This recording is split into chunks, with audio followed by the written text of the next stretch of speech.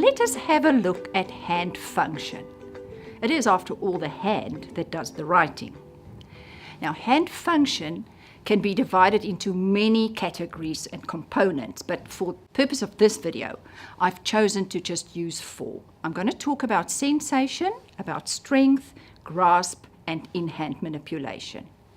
Now, when we kick off with sense or sensation, can you remember when you were wearing a glove and you tried to write, how difficult that is? Or in winter, when your hands are all frozen, how difficult it is to get the writing going? Well, sensation forms a really important part of writing as part of hand function. If we can't feel where the hand is and we don't know how the fingers move, it's really difficult to control it. So the sensation around the hand function is a very important aspect, and you have to keep in mind that not all learners have the same level of sensation as others. Some learners are less aware of where their hands are and would need extra exercises and interventions to make sure that their sensation is adequate. Secondly, we need to look at strength, hand strength. The very young baby doesn't have much strength in his hand. He can't really take lids off utensils. He can't really open things because he just doesn't have the strength. But as they start crawling, they do develop a really good strength. And that's the age where it becomes really dangerous to leave them alone, because now they can really poke into things and they've got really strong little hands to open things that they were not supposed to open. So hand strength, if the hands are very weak, you will see that the learner drops his pen, or that he holds the pen too tightly because he can't quite monitor how he's holding the pen. And it could be that he presses so hard that he breaks the tip of the pencil, all kinds of problems that you find if hand strength is not really well developed. A way to test hand strength would be to take your forefinger, your index finger, and put it in the palm of the learner's hand and ask the learner to really grab your hand, your finger quite tightly, and then you try and pull out your finger. If you can pull out your finger, then you know that your learner does not really have good hand strength. One way to work on hand strength would be to reintroduce modeling clay or Play-Doh so that your learner can work with the clay. And here I have to warn you, watch out for those who just slap the clay onto the slate or onto the little tray that you're working, and you think they are playing with the clay. They're not playing with the clay.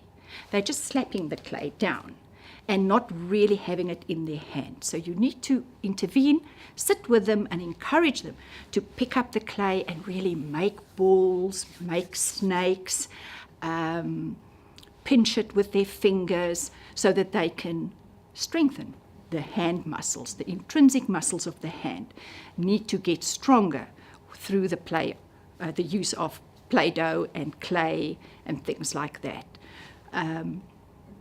And it's quite an enjoyable way of getting good exercise for the intrinsic hand muscles. And I want the 4-year-old and 5-year-old teachers, the teachers who teach the 4 and 5-year-olds, to make sure that they have Play-Doh and clay available every day. And please don't introduce the tools.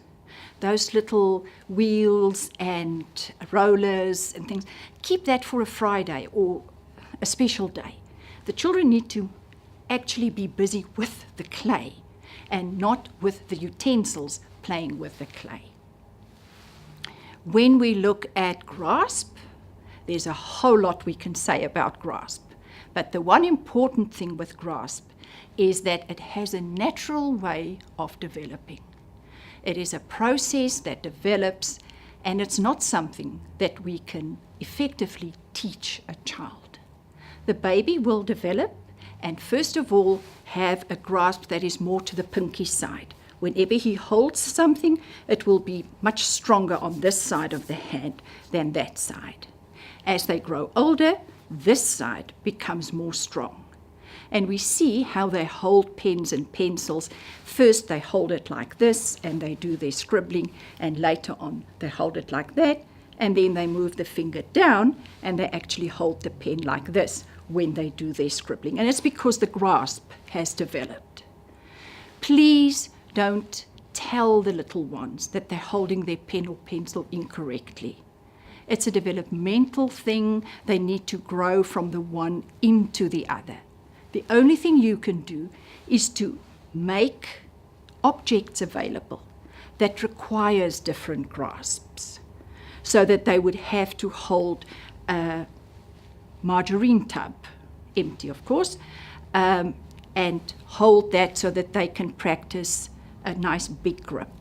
If you want them to practice what we call the key grip, this is the grip where the thumb goes across the index finger, you give them objects that they can hold and then turn. But it's inside the child's own development that he will come across objects and he will learn how to hold them.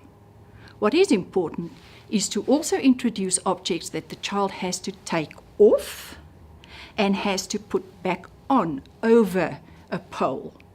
Because in that movement, you see the slight tilt of the wrist as they put the hand over the pole. They have to tilt the wrist, and that tilt is very important in the development or the support of writing, because when we write, we also tilt the wrist a little bit. Not completely, but a little bit. Another aspect that you can support with grasp is to make sure that you have nice, big, bulky blocks that the child can put onto each other. Knock over if they want to afterwards, but it's about grasping it and placing it. That's the important part. You also need to make sure that you have things like beads and laces where you want the child to hold with a hand and then put the lace through with the other hand. So threading is important, lacing is important, and make those activities available for the learner, and they will practice their own grasp. So you don't need to sit with a child and say, this is the way to hold something. Just make the objects and the play material available, and they will develop normally. If it doesn't happen, you would need to refer out. Another aspect that we look at in hand function is in-hand manipulation. Now, just think, if you put your hand into your handbag and you're looking for your car keys, you're using that very same skill. You're feeling at things, then you're picking it up and you realize what it is, take it out, and then to use your keys, you need to move it around before it fits into the keyhole. Now, that manipulation of the object inside the hand is a very important aspect of hand function. And the child needs that in order to be able to write, because we pick up the pen and we don't always pick it up exactly in the right position.